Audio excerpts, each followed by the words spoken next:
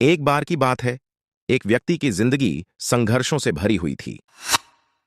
उसे अपने करियर में कई मुसीबतों का सामना करना पड़ा और अपनी डिग्री में भी वह 9 विषयों में असफल रहा। लेकिन उसके जीवन में एक दिन ऐसा भी आया जिसने उसकी सोच और आत्मविश्वास को बदल दिया। उसके संस्थान में एक बहस का आयोजन किया गया था। विषय था, मां या पत्नी, कौन महान है। संस्थान छात्रों की तार्किक क्षमता में सुधार करना चाहता था और इसीलिए उन्होंने एक आसान विषय चुना था। लेकिन कोई भी पत्नी महान है के पक्ष में बहस करने के लिए तैयार नहीं था। आखिरकार एक व्याख्याता ने उस व्यक्ति से कहा, देखो, कोई भी पत्नी के लिए बहस नहीं करना चाहता।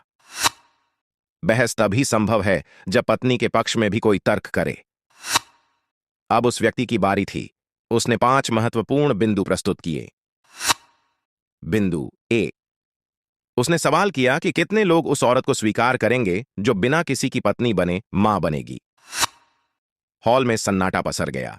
उसने तर्क दिया कि एक अच्छी मां बनने के लिए पहले एक पत्नी होना जरूरी है।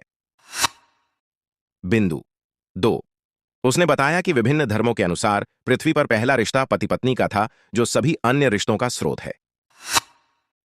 बिंदु 3, उसने कहा कि जब कोई व्यक्ति मरता है तो आमतौर पर उसकी फोटो उसकी पत्नी के साथ फ्रेम में होती है, न कि उसके बेटे, बेटी आदि के साथ। बिंदु 4, उसने उन बलिदानों की तुलना की जो एक मां और एक पत्नी करती हैं। एक औरत जो अपने परिवार को छोड़कर अपने पति के साथ रहने आती है, वह भी एक बड़ा बलिदान करती है। बिंदु 5, उसने ध्यान दिलाया कि जब भी वह पत्नी कहता है, लोग अपनी पत्नी के बारे में सोचते हैं, और जब मां कहता है तो अपनी मां के बारे में। लेकिन वास्तव में मां और पत्नी एक ही महिला होती हैं। किसी ने भी नहीं सोचा था कि वह 30 सेकंड से अधिक समय तक टिक पाएगा, लेकिन उसने पूरे हॉल को सोचने पर मजबूर कर दिया। अंतिम निष्कर्ष में यह नहीं बताया गया कि मां और पत्नी के बीच कौन महान था, लेकिन उसे विजेता घोषित किया गया।